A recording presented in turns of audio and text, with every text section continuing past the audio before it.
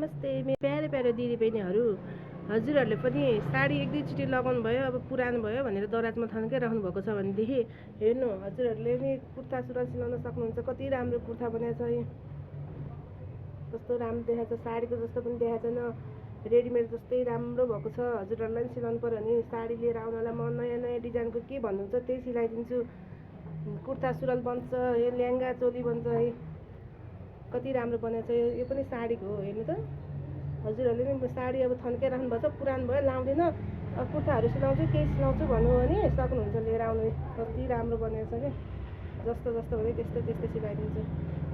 तर तिजमा लाएर नाच्नु पनि हुन्छ। कुर्ता त कस्तो दामी बनेको छ कि, रेडिमेड जस्तै बनेको छ। हेर्नु न, कुर्ता पनि साडीको जस्तो पनि देखाएको छैन।